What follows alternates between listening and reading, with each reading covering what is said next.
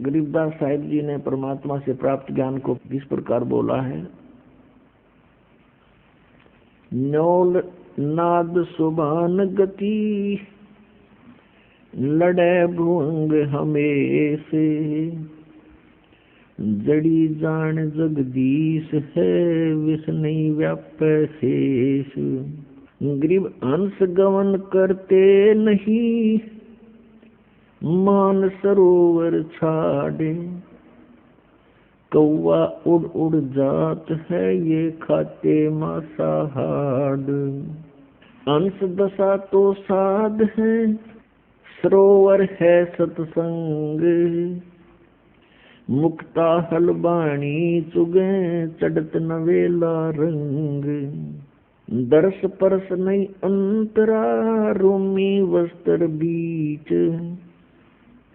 पारस लोहा एक डग, ये पलटे नहीं अबीच।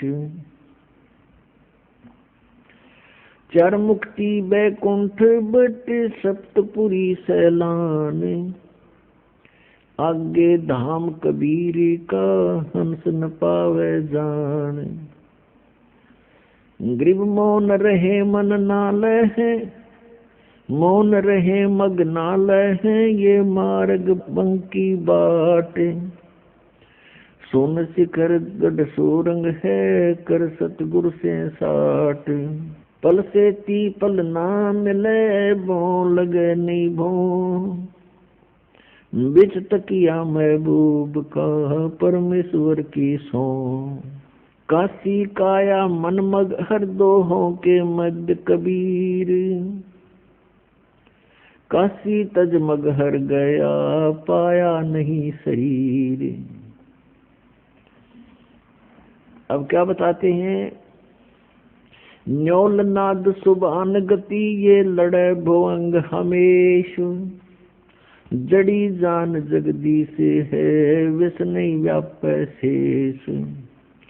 अंश गमन करते नहीं, मान सरोवर छाड़, ये कौवा उड़ उड़ जाते हैं, वो खाता मांसाहार। अब क्या बताते हैं कि जिस प्रकार नेवला, न्योल, एक नेवला होता है छोटा सा जानवर, करेलिए जैसा, उससे थोड़ा तगड़ा होता है, चूहे से बड़ा। एक कहते हैं न्योल एक सर्प के साथ युद्ध करता है।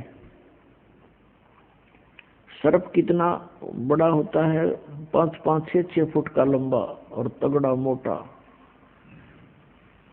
और न्योल एक बहुत ही छोटा सा जानवर होता है, चूहे जैसा।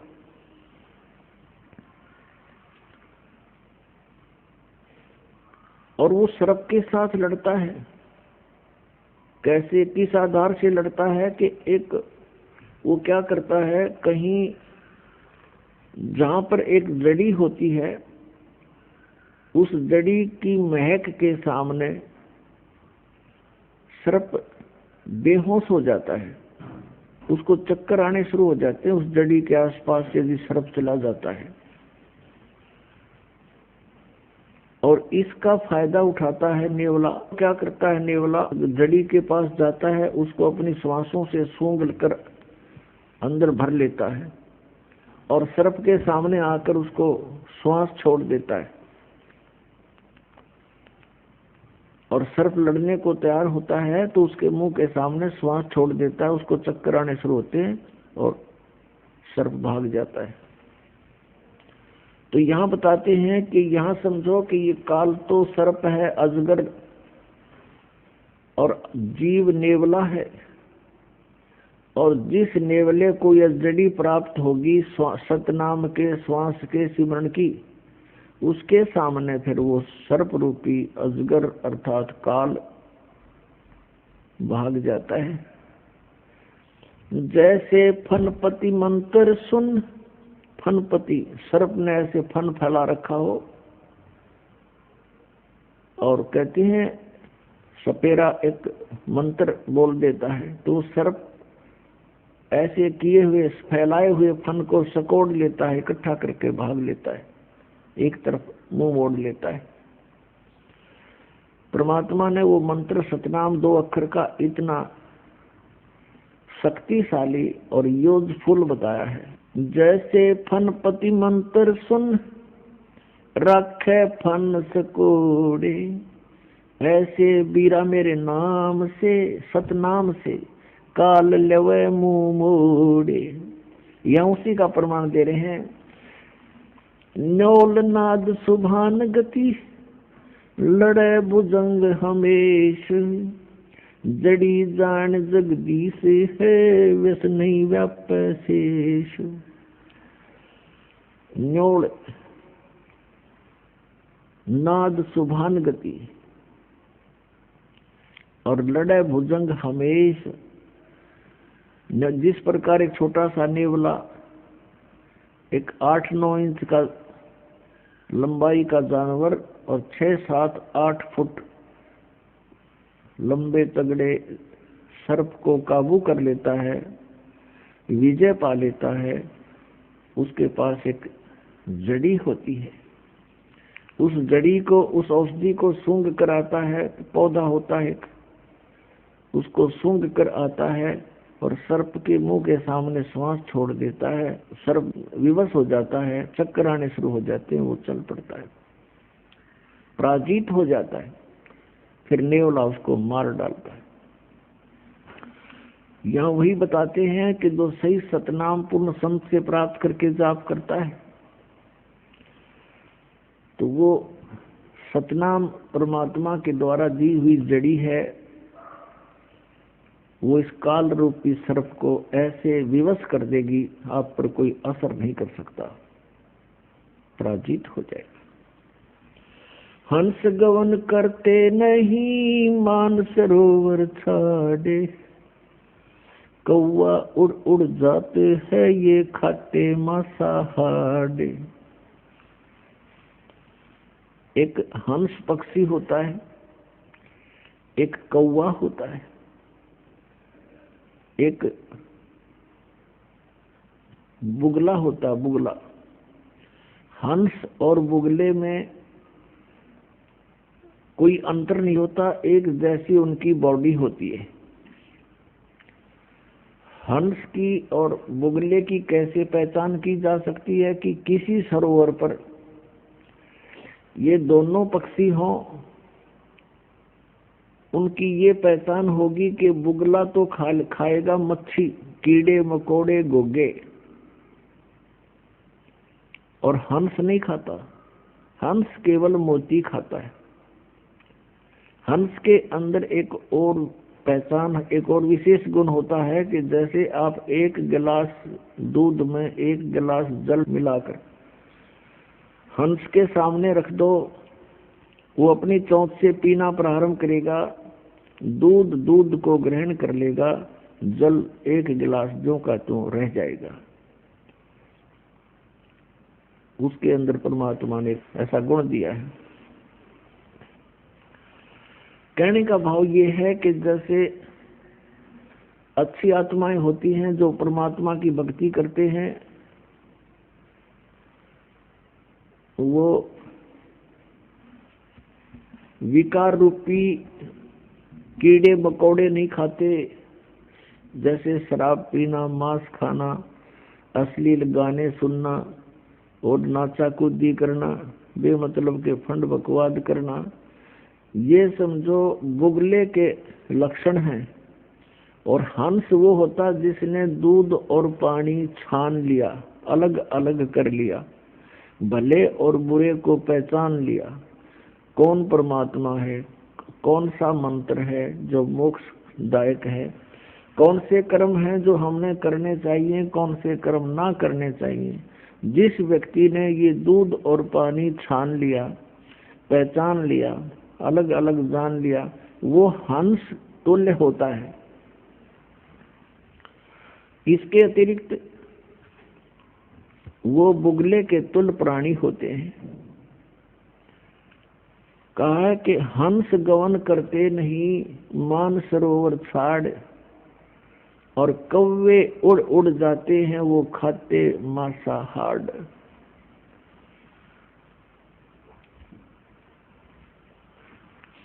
और यही दशा बुगलों के बारे में बताई है कि जो अच्छी आत्माएं होती हैं वो सत्संग रूपी सरोवर को छोड़कर नहीं जाते, जहां राम नाम के मोती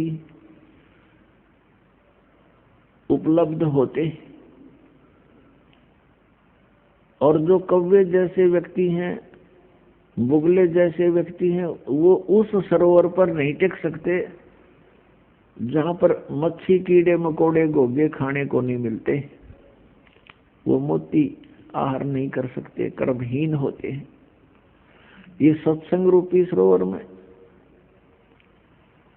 हंस ही रह सकते हैं, क्योंकि यहाँ केवल मोती बखेरे जाते हैं। यहाँ पर बकवाद नहीं होती है, या ना कोई अश्लील गाने होते हैं, ना यहाँ कोई ऐसा आहार खाद्य पदार्थ होता है, ना कोई चटपटी बकवाद होती है। सिंपल आहार होता है, स्वच्छ आहार होता है, और साथ में उच्च विचार होते हैं। तो उनको हंस ही ग्रहण कर सकते हैं, कौवे नहीं रुक सकते। उनकी आदत बकवाद करने की, मांस खाने की, यानी शराब पीने की है, सिनेमा देखने की है, और माया जोड़न के उनकी एक विशेष प्रवृत्ति होती है। तो वो व्यक्ति सत्संग में नहीं रह सकते, वो यहाँ से तुरंत भाग जाते हैं। अंश दशा तो साध है, ये सरोवर है सत्संग। मुक्ता हलबाणी चुगे, फिर चढ़े नवेला रंग। हंस दशा तो साधु हैं, साध सोए जो सीधा चाल है, बकवाद छोड़ दे साधु है। भक्ति करे, सत भक्ति करे, वो साधु है। कहते हंस जैसी दशा के तो ये संत हैं, भक्त हैं। और ये सरोवर है सत्संग, जहां उनको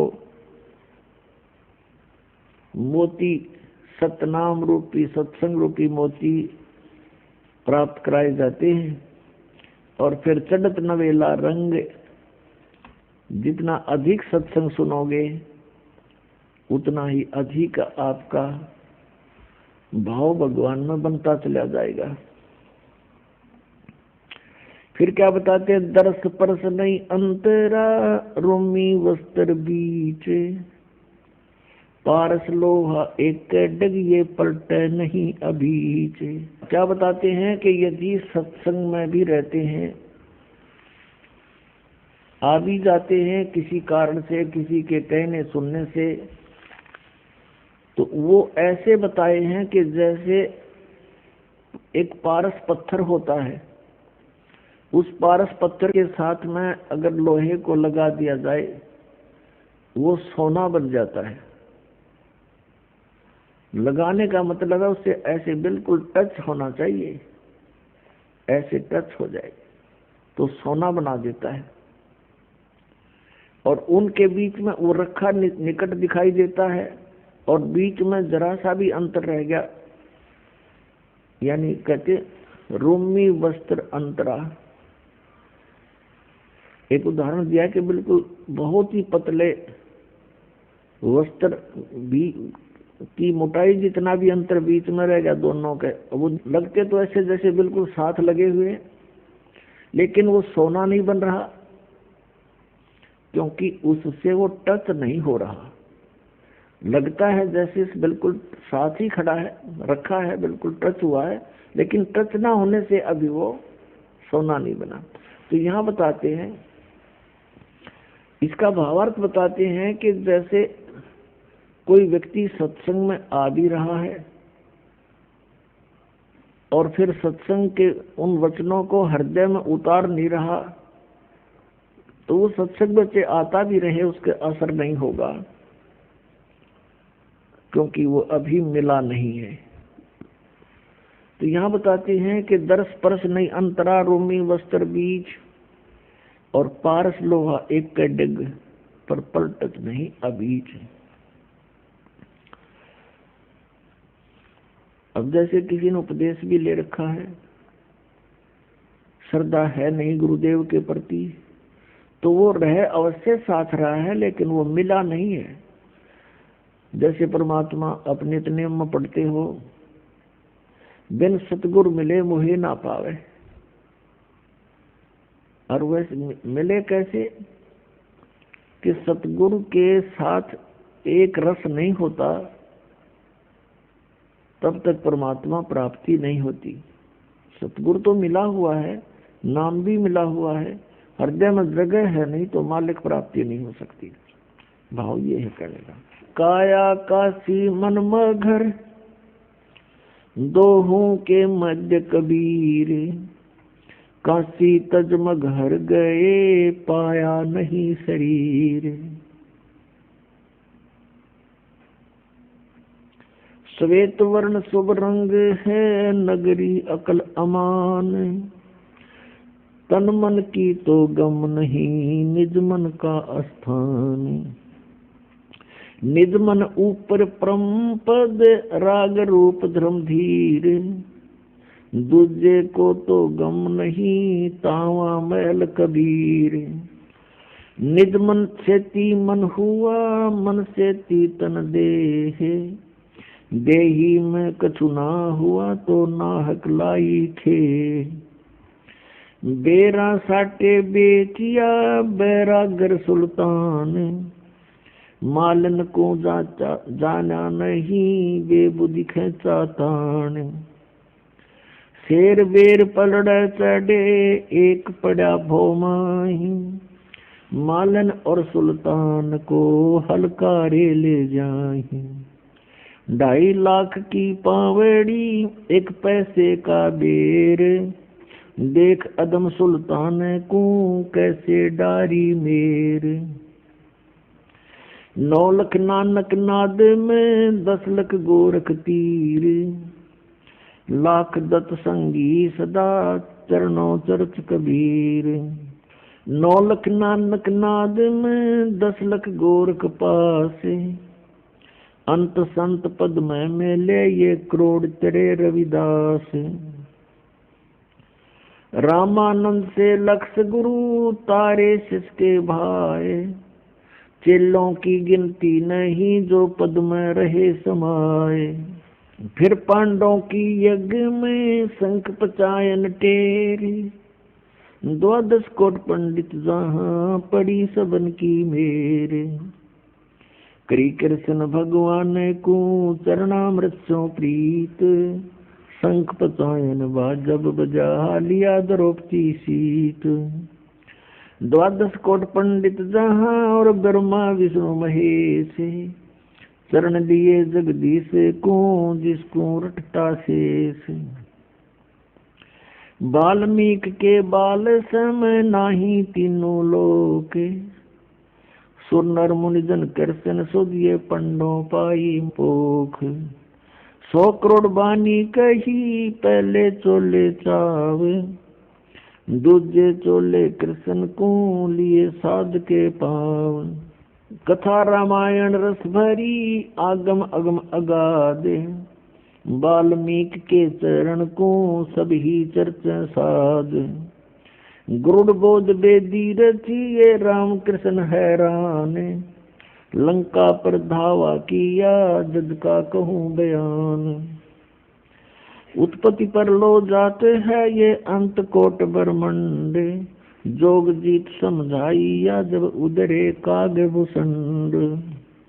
वशिष्ठ विश्वामित्र से ये आवे जावे अनेक, कागभूषण की पलक में जो चावे सो देख।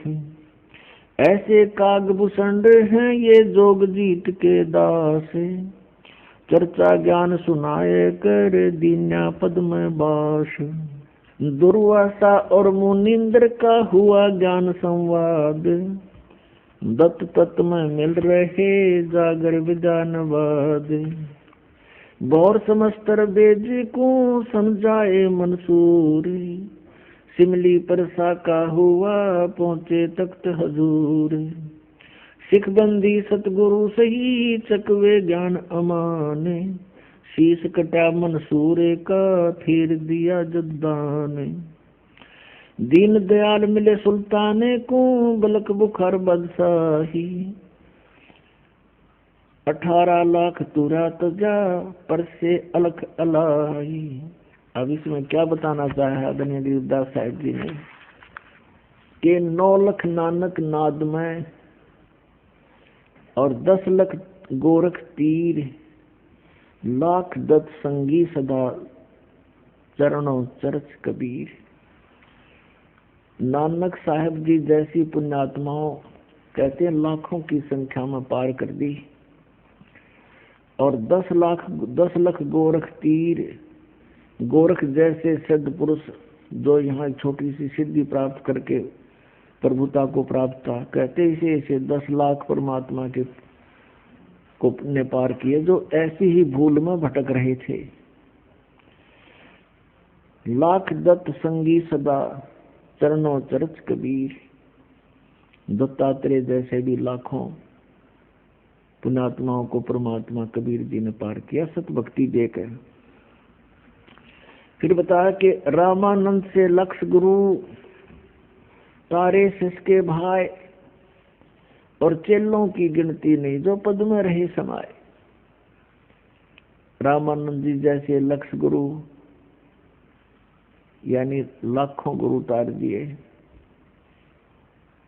उनको शिष्य बनकर उनका परमेश्वर रामानंद जी के शिष्य बन करके उनको सतमार्ग समझाया, और गुरु मर्यादा बनाए रखने के लिए अति आवश्यक जाना, इसलिए उन्होंने रामानंद जी को गुरु बना करके ये मर्यादा कायम रखी कि गुरु बिन माला फेरते, गुरु बिन देते दान, गुरु बिन दोनों निष्फल रहते, पूछो वेद पुराण।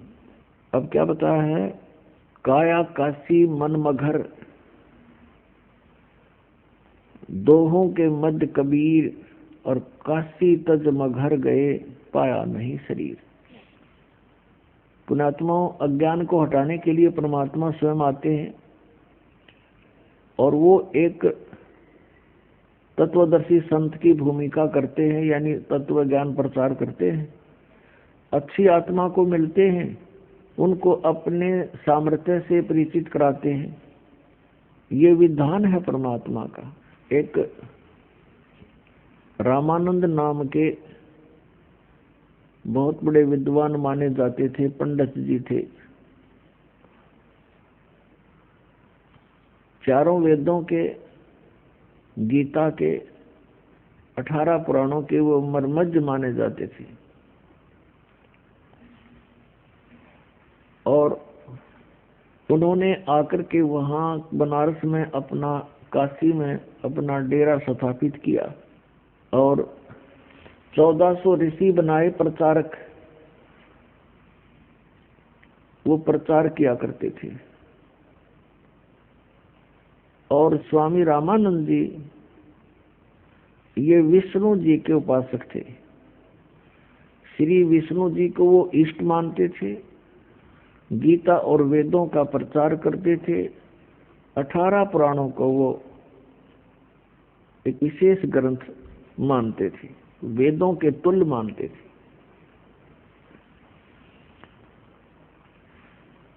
परमात्मा कबीर देव जी लीला करते हैं। वेदों में परमात्मा की ये लीला वर्णित है कि वो भगवान जो परम अक्षर ब्रह्म है ऐसी लीलाएं करते हैं। कैसी लीला करते हैं? वो 3 प्रकार से पूरे असंग ब्रह्मांडों का धारण पोषण करते हैं, कंट्रोल भी करते हैं, सबको यथा जिसका संस्कार है वैसा उसको प्राप्ति वही कराते हैं, और तत्व ज्ञान भी प्रचार वही करने के लिए यहाँ प्रवेश होते हैं। श्रीमद् भगवत गीता अध्याय 15 के श्लोक 16 और 17 में 3 पुरुष बताए हैं, एक सरपुरुष, एक अक्षर पुरुष। सरपुरुष तो ये 21 ब्रह्मांड का स्वामी है जिसे ब्रह्म कहते हैं, और अक्षर पुरुष है ये 7 संग ब्रह्मांड का स्वामी है, ये कुल का मालिक नहीं है। और 17वें श्लोक में 15वें अध्याय के गीता जी में कहा है कि उत्तम पुरुष तु अन्य परमात्मा इति उदाहरते। यह लोग तरम आविश्य विभर्ति अवय ईश्वर है। वो श्रेष्ठ प्रभु उत्तम पुरुष तो कोई अन्य है जो 16वें श्लोक में 2 पुरुष बताए हैं, एक सरपुरुष एक अक्षर पुरुष। इनसे भी अन्य है, क्योंकि सरपुरुष और अक्षर पुरुष ये दोनों नाशवान है। इनके अंतर्गत जितने प्राणी वो भी नाशवान है। जीव आत्मा नहीं मरती, वो तो किसी की भी नहीं मरती, तो देखो सूअर की भी नहीं मरती। 17वें श्लोक में तुरंत कहा है कि वो उत्तम पुरुष तो इन दोनों से, सरपुरुष और अक्षर पुरुष से कोई अन्य है, और वही तीनों लोकों में प्रवेश करके सबका धारण पोषण करता है। और वो परमात्मा कहा जाता है, वो है अविनाशी परमात्मा है, वास्तव में अविनाशी परमात्मा। वेदों में परमेश्वर पूर्ण परमात्मा की जानकारी है। वेदों का ज्ञान ब्रह्म दे रहा है, ब्रह्म सरपुरुष, और गीता का ज्ञान भी सरपुरुष यानी ब्रह्म दे रहा है श्री कृष्ण में प्रवेश करके।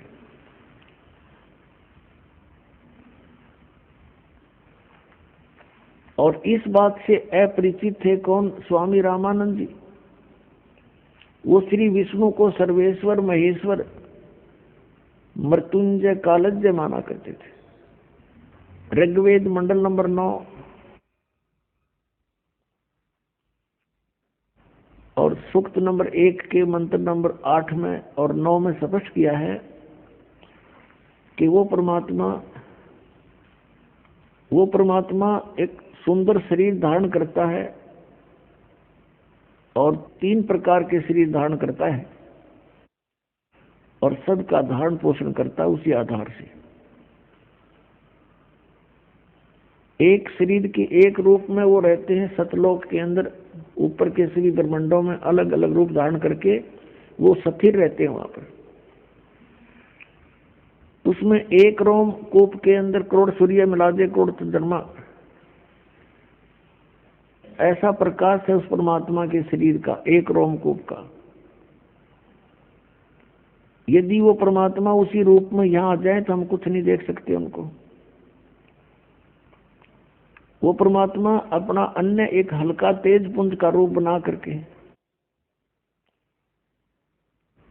यहां प्रवेश होते हैं। यहां प्रवेश होने के उनके 2 कारण हैं। एक तो प्रत्येक युग में वो एक लीला करते हैं, शिशु रूप धारण करके आते हैं, और फिर प्रत्येक युग में वो लीला करते हैं एक शिशु रूप धारण करके कमल के फूल पर तालाब में आकर प्रकट होते हैं, जिस कारण से वो नारायण कहलाते हैं। नारायण का अर्थ होता है जल पर विराजमान होने वाला। नार माने जल, आयन माने उस पर विराजमान होने वाला, रेस्ट करने वाला। अब हम श्री विष्णु जी को नारायण मानते थे कि वो शेषनाग की सैया पर उस पर रहते हैं। वो नारायण नहीं है, वो तो जन्म लेते हैं दुर्गा से, काल इनका पिता है। और वो परमात्मा अजन्मा है, और ऐसे वो जल के ऊपर आकर के कमल के फूल पर विराजमान होते हैं, जिस कारण से नारायण उस कबीर देव को ही कहा जाता है। ऐसी लीला वो प्रत्येक युग में करते हैं। अब जैसे कलयुग में परमात्मा आए थे सन 1398 संवत 1455 ज्येष्ठ सुदी पूर्णमासी को सतलोक से चलकर आए और कमल के फूल के ऊपर आकर एक शिशु रूप धारण करके विराजमान हुए। उनके प्रत्यक्ष दृष्टा श्री अष्टानंद नाम के एक महर्षि थे, जो स्वामी रामानंद जी के शिष्य थे। और वो लहर तारा तालाब पर जहां आकर के परमात्मा प्रकट हुए कमल के फूल पर, वो लहर तारा तालाब उस समय काशी शहर से लगभग 4 किलोमीटर दूर था, और वहां आसपास वन था, चारों तरफ उसके जंगल था, और वहां वो सरोवर बना हुआ था गंगा के साथ में। गंगा का पानी लहरों के द्वारा उछलकर ओवरफ्लो होकर वर्षा के दिनों में उस झील में प्रवेश कर जाता था और एक बहुत बड़े सरोवर का रूप धारण कर लेता था,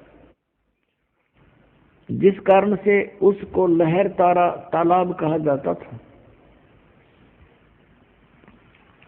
उस लहर तारा तालाब पर अष्टानंद नाम के एक ऋषि जो रामानंद जी के शिष्य थे, वो प्रतिदिन वहां स्नान करने के लिए जाया करते थे और सुबह सुबह कुछ समय तक वहां बैठकर अपने गुरु जी से प्राप्त साधना भक्ति किया करते थे, एकांत स्थान पाकर। और एक नीरू और नीमा नाम के दुल्हे थे। ये नीरू नीमा कौन थे? उसी जन्म में ये पहले ब्राह्मण थे। गौरी शंकर नाम था नीरू का और सरस्वती नाम था नीमा का। ये शिव जी के भक्त थे, बहुत अच्छी श्रद्धा थी भगवान शिव में, उसको इष्ट रूप में पूजा करते थे, शिव पुराण की कथा किया करते थे और कथा करने से जो भी उनको कोई चढ़ावा पैसा आता था पूजा का, उससे अपना निर्वाह करते थे और शेष बचे हुए पैसे को वो दान कर दिया करते थे, संग्रह नहीं करते थे। निसंतान थे, कोई संतान नहीं थी, विवाह को भी कई वर्ष हो चुके थे। अब मुसलमानों ने क्या देखा कि ये गौरी शंकर जो है हिंदू धर्म का बहुत प्रचार कर रहा है, बहुत लोग इसके अंदर आस्था रखते हैं, क्योंकि गौरी शंकर किसी को स्वार्थवश मिसगाइड नहीं करता था, केवल भगवान शिव की कथा सुनाता था, किसी से कोई पैसा नहीं मांगता था, कोई जंतर मंत्र नहीं करता था। लोगों की ज्यादा श्रद्धा उसके अंदर थी, जिस कारण से अन्य जो स्वार्थी ब्राह्मण थे वो उस गौरी शंकर ब्राह्मण से ईर्ष्या रखा करते थे। इस बात से परिचित थे मुसलमान धर्म के काजी और पीर मुल्ला। उन्होंने इस बात का लाभ उठाया कि गौरी शंकर के साथ अन्य ब्राह्मण नहीं है, इसलिए उनको जबरदस्ती मुसलमान बना दिया दोनों को। और मुसलमान कैसे बनाया जाता था? मुसलमानों ने अपना पानी लिया, जूठा किया, सबके सामने बाहर खड़ा हो गए और गौरी शंकर के उनके घर में छिड़क दिया, सारे उनके मुंह में डाल दिया जबरदस्ती। और देखने वाले देख रहे, मुसलमान बन गए, मुसलमान बन गए। अब जो ब्राह्मण वर्ग थे, जो गुरु पद पर थे, वो ईर्ष्या करते थे गौरी शंकर तक, और उन गुरुओं के अधीन अन्य हिंदू समाज था। उन गुरुओं ने, ब्राह्मणों ने सब जगह बोल दिया कि गौरी शंकर जो है मुसलमान बन गया, ब्राह्मण नहीं रहा, वहां मत जाना अब। और गौरी शंकर को और सरस्वती को गंगा में स्नान करना भी बंद कर दिया, विशेष स्थान पर, घाट पर, जहां सभी स्नान करने जाते थे। और मुसलमानों ने उनका नाम, गौरी शंकर का नाम रख दिया नूर अली और सरस्वती का नाम रख दिया नियामत। फिर जैसे उसको अपभ्रंश करके बोलते हैं, नूर अली को तो नीरू कहने लगे, नियामत को नीमा, ऐसे बोलने लगे। अब वो गंगा में स्नान नहीं कर सकते थे और प्रतिदिन स्नान करना उनका अपना एक निजी कर्तव्य था। वो स्नान करके ही अपना कोई साधना किया करते थे। अब भले ही मुसलमान बन गए थे, लेकिन क्रियाएं वो छोड़ नहीं पा रहे थे मन से। और स्नान करने के लिए उन्होंने स्थान देखा, वो लहर तारा तालाब जो काफी दूर है, उसमें गंगा का जल ही लहरों के द्वारा उछल कर आता था। तो प्रतिदिन दोनों के दोनों वहां स्नान करने लहर तारा तालाब पर जाते थे, वहां स्नान कर आते थे। फिर अपना कोई, जैसे मुसलमान रीति से भी उन्होंने करना पड़ता था, लेकिन अंदर से भगवान शंकर को भूल नहीं रहे थे। जिस दिन यानी ज्येष्ठ सुदी पूर्णमासी को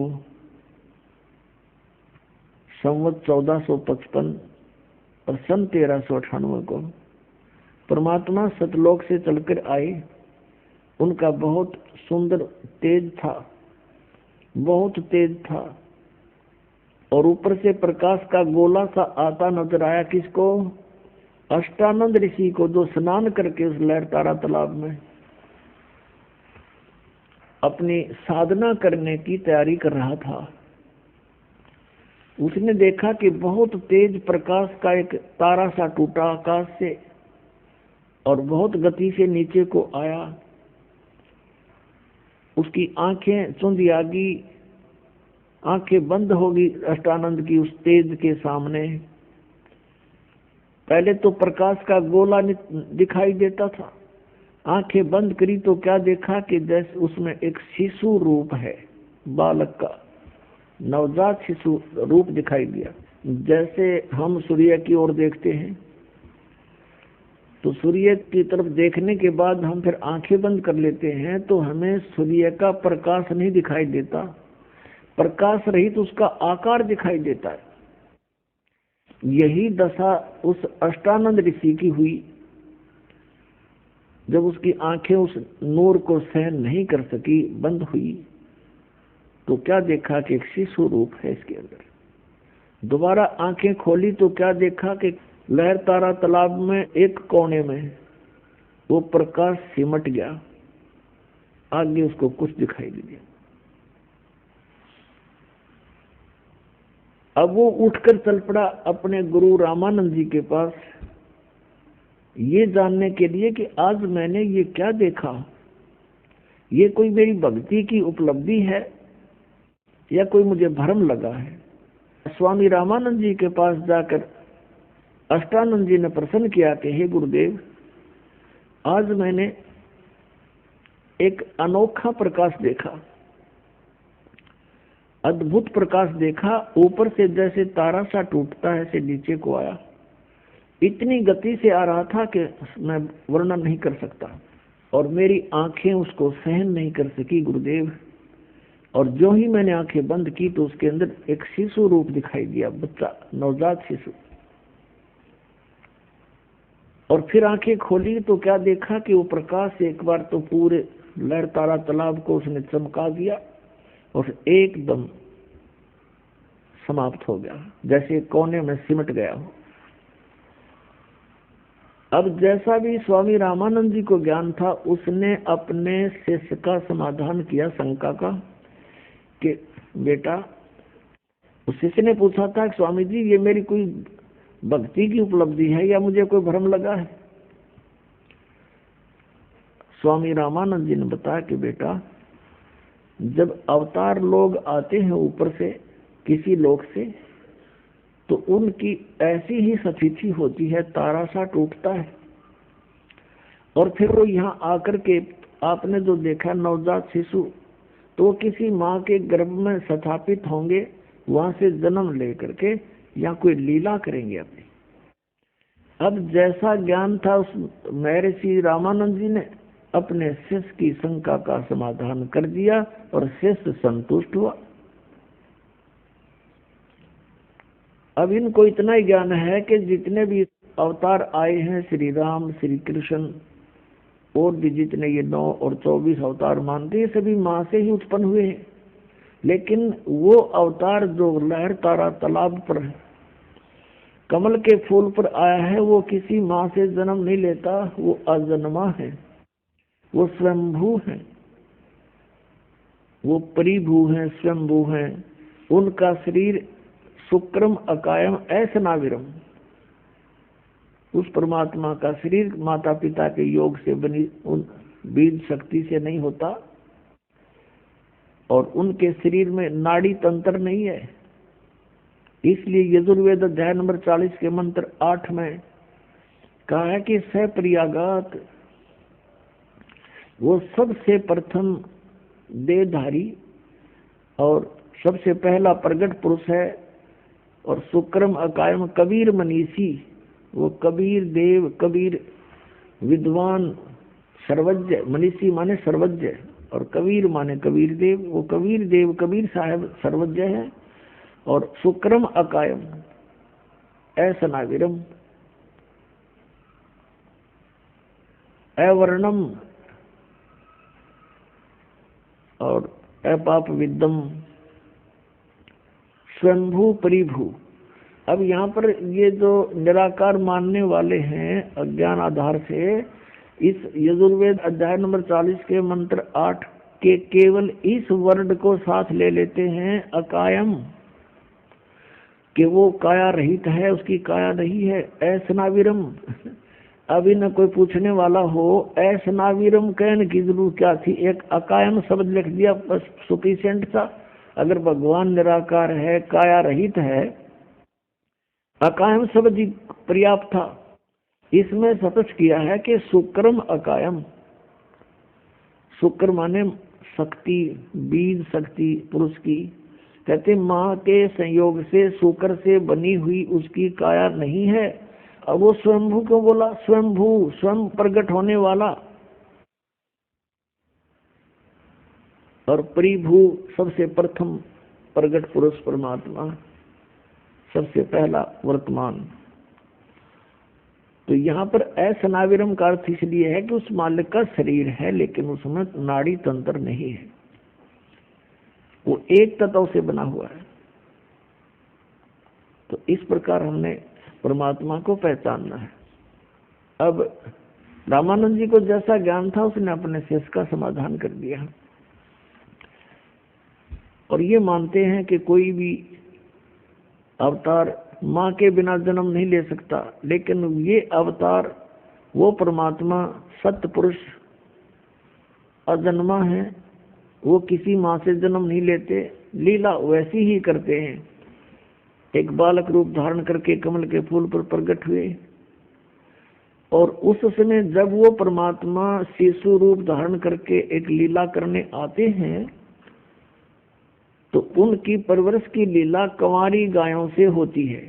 ये वेदों में लिखा है। वेद तो दास ने पढ़े हैं, अभी सन 2001 के बाद ही इनको जाना है। और परमात्मा की हुई लीला लिपिबद्ध कबीर सागर में लगभग 600 वर्ष पहले से है।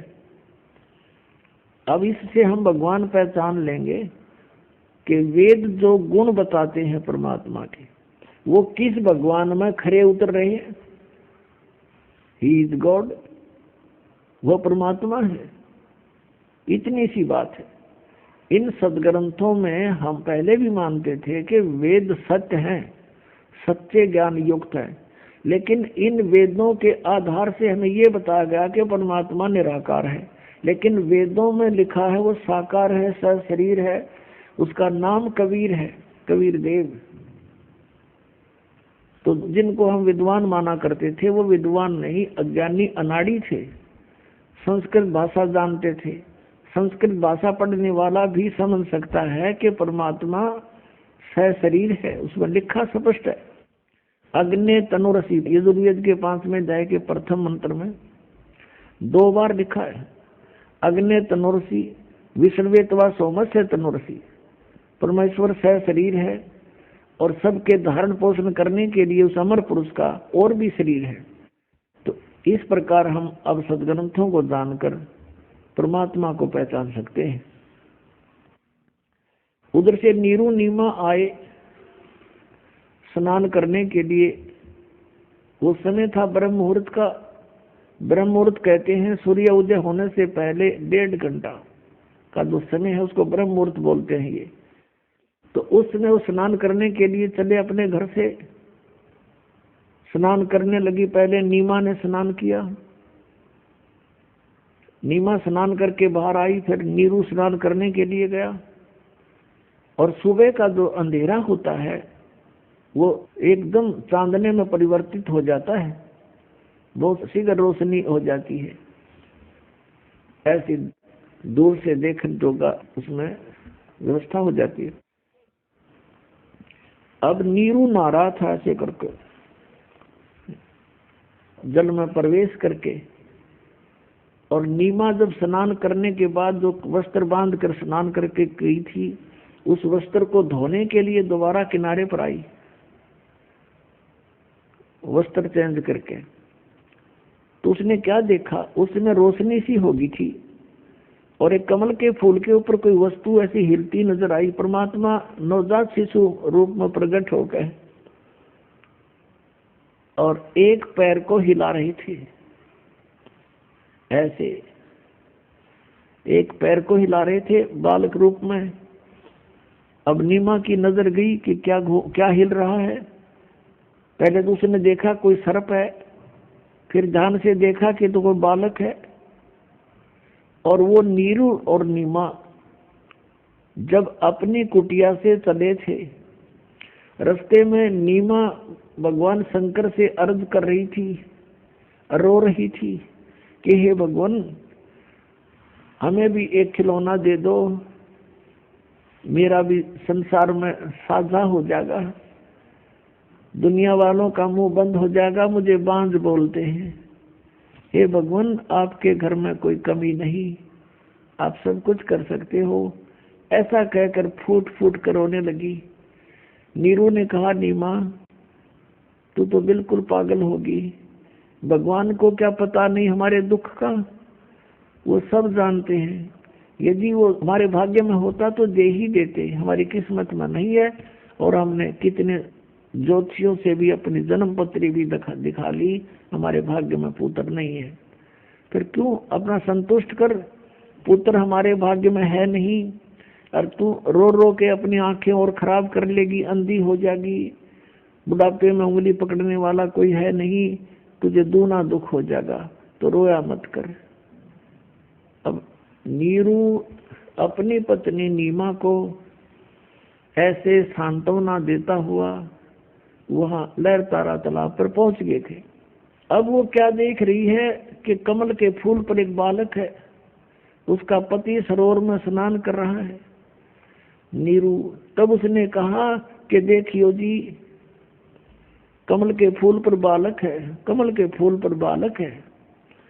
अब नीरू दुखी आत्मा से कह रहा है, दुखी हृदय से, और स्नान भी कर रहा है पानी डाल डाल कर। कहने लगे, नीमा तू मानती नहीं मेरी बात को, तू पागल हो चुकी है, अब कति मेंटल होली, तुझे जल में भी बच्चे दिखाई देने लगे। हे परमात्मा, इसको सद्बुद्धि दो। अब नीमा कहती है फिर जोर से कि देखियो जी देखियो, सचमुच देखना बच्चा डूब गया। अब उसने देखा कि किस प्रकार बोल रही है, जिधर वो संकेत कर रही थी उधर ध्यान किया, देखा कमल के फूल पर एक नवजात शिशु सचमुच लेटा हुआ। अब नीरू ने आओ देखा ना ताओ देखा कि कई बालक डूब ना जा, फटाफट कमल के फूल सहित तोड़ के और उठा लिया। अब परमात्मा जब कमल के फूल पर दिखाई दिए तो नीरू ने कमल का फूल समेत तोड़ करके अपनी पत्नी नीमा को थमा दिया। यह आप चित्र में देख रहे हैं। अब नीमा उस बालक को प्राप्त करके और सौ शुक्र मना रही है अपने भगवान शंकर के। वो भले ही मुसलमान बन गए थे, लेकिन हृदय से भगवान शंकर को वो भूल नहीं पा रहे थे। अंदर से कसक उनकी अपने भगवान शंकर में बनी रहती थी। अब नीमा उस परमात्मा को पाकर, पुण्यात्मा जिस परमात्मा का नाम लेने से आत्मा गदगद हो जाती है, और जिसको खोजते ऋषि मुनियों ने अपने शरीर समाप्त कर दिए, उनको प्राप्त नहीं हुआ, वो कितना सुखदाई है, कितना इम्पोर्टेंट है वो परमात्मा। जैसे शेख फरीद जैसे महापुरुष ने 12 वर्ष तक कुएं में उल्टा लटक के साधना करके उसको पाना चाहा, और एक मंसूर नाम के महापुरुष थे, परमात्मा पाने के लिए उसके टुकड़े टुकड़े कर दिए समाज ने। उस परमात्मा की चाह को, परमात्मा की भक्ति को नहीं चाहा। तो कहते हैं, जाके ऊपर एती बीती कैसा है वो भगवान, जिसके लिए ऐसे ऐसे कष्ट सहन किए महापुरुषों ने, वो कैसा है वो भगवान। और वो परमात्मा सहज स्वभाव में और नीमा के सीने से बालक रूप में लगा हुआ है। पुण्यात्मा एक स्वभाव होता है, जैसे चंदन का पेड़ में उसमें ठंड होती है, बर्फ के अंदर स्वभाव है उसका ठंडा करने का, शीतल स्वभाव होता है, ऐसा ही परमात्मा का गुण है। अब वो परमात्मा जिसमें वो गुण है कि जो जिसके साथ रहे उसके सभी दुखों का को दूर कर देता है, उसके शरीर के कष्ट को भी दूर कर देता है और एकदम उसको एक अलग सा आभास होता है।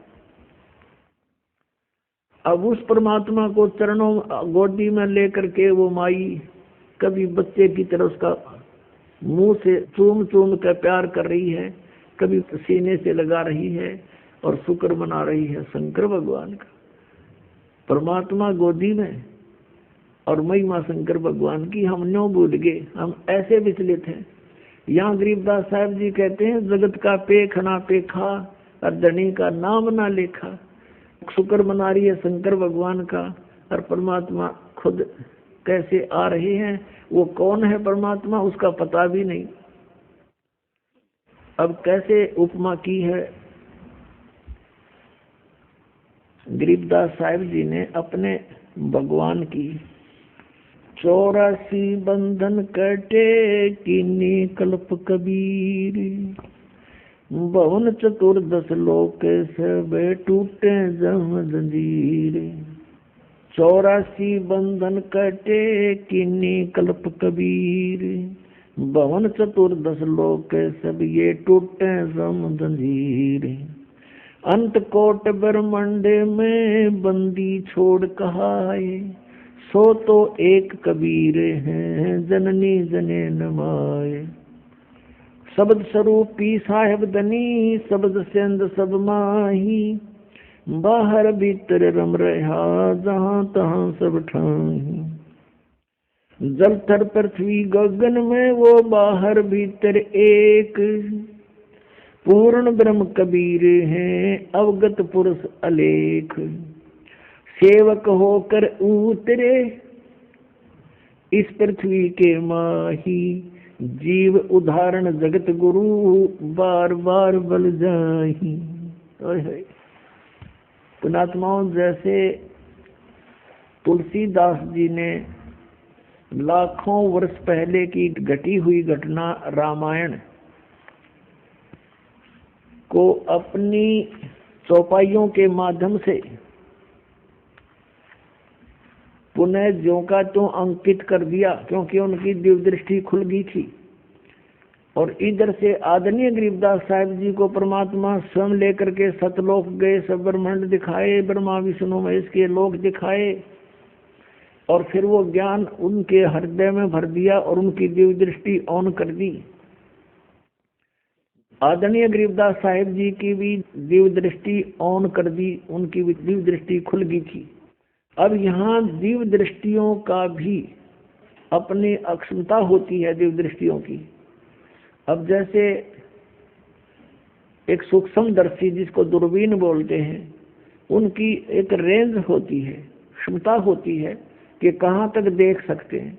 ऐसे ही श्री तुलसीदास जी कि दिव्य दृष्टि की रेंज थी, उन्होंने श्री कृष्ण यानी श्री विष्णु और श्री राम तक ही उनकी दिव्य दृष्टि काम कर रही थी और उस सत्र का उन्होंने ज्यों का त्यों चित्रण कर दिया अपनी वाणी में।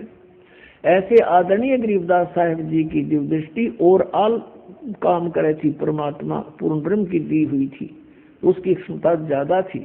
तो उन्होंने असंख्यों वर्ष पहले जो सृष्टि रचना की वो भी ज्ञान दिया जो परमात्मा कबीर जी ने रची थी, और सतयुग त्रेता द्वापर में जो लीलाएं परमेश्वर ने आकर की थी वो भी ज्ञान दिया।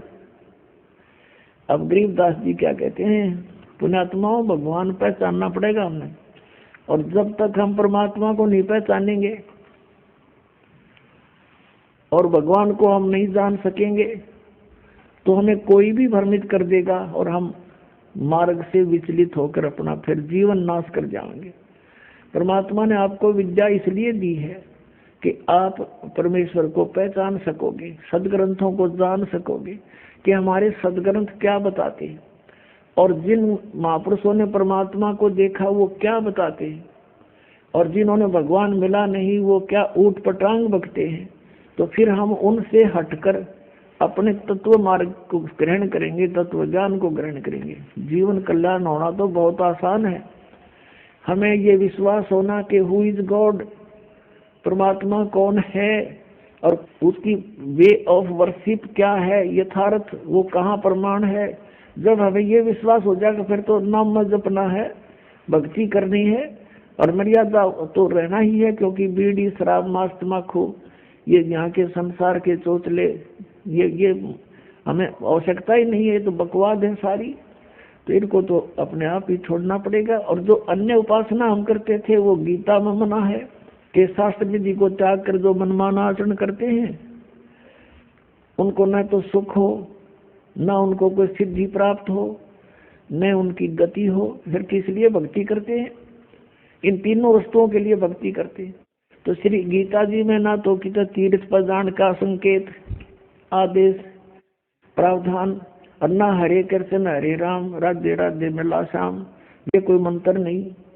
तो ये जो साधना ये मंत्र ये सब व्यर्थ है। श्राद्ध निकालना गीता मना कर रखा। 9वें अध्याय के 25वें श्लोक में कहा कि अर्जुन भूत पूजने वाले भूत बनेंगे। ये श्राद्ध निकालना, अस्थि उठाना, जल प्रवाह करके आना, ये सारे जो है भूत पूजा है। श्राद्ध निकालना, फिर तेरहवीं करना, ये सारी भूत पूजाएं हैं। मरने के बाद जो पूजा की जाती है भूत पूजाएं कहलाती हैं। तो इसमें लिखा है कि जो भूत पूजेंगे भूत बनेंगे, देव पूजेंगे देवताओं के पास जाएंगे, उनके नौकर लग के वहां धक्के खाओगे, उनके लोक में चले जाएंगे और मेरी भक्ति करने वाला मुझे प्राप्त होगा। तो कहने का भाव ये है कि गीता जी में श्राद्धों को मना किया है, तीर्थ व्रतों का उसमें कति उल्लेख नहीं, बल्कि 6वें अध्याय के 16वें श्लोक में व्रत करने वालों के लिए भी मना किया है। उसमें कहा कि अर्जुन ये योग यानी भक्ति न तो अधिक खाने वाले की और न बिल्कुल ना खाने वाले की, बिल्कुल ना खाना व्रत रखना, और ना घना जागने वाले की और ना घना सोने वाले की, ये कभी सफल नहीं होती। तो व्रत मना कर रखा। और ये एकादशी के व्रत की निरी महिमा गावे ये नकली संत, और फिर तीर्थों पर भ्रमण करवावे, वहां जाने से मोक्ष हो जाता। अगर तीर्थों पर जाने से मोक्ष होता तो गीता जी में अवश्य अंकित होता। और हरे कृष्ण हरे राम ओम नमः शिवाय एवं नमः, अगर ये मंत्र सही होते तो गीता जी में वर्णन होता। जो गीता जी में वे ऑफ वर्शिप नहीं है, वो शास्त्र विधि त्याग कर मनमाना आचरण है, वो हमने नहीं करना चाहिए, वो व्यर्थ है। फिर भगवान को पाना बहुत आसान। गीता जी में कहा कि मेरी भक्ति करनी है तो ओम इति एकाक्षरम ब्रह्म व्यवहार मामन समरण ये पर्याति तो दंदेहम से याति परमाम गति। 8वें अध्याय के 13वें श्लोक। मुझ ब्रह्म का केवल एक ओम मंत्र है, नथिंग एल्स। अंतिम सांस तक भक्ति करता हुआ जो शरीर छोड़कर जाता है सो याति परमाम गति, वो मेरे यानी ब्रह्म से मिलने वाली जो परम गति है उसको प्राप्त होता है। कहाँ ब्रह्म लोक में चला जाता है।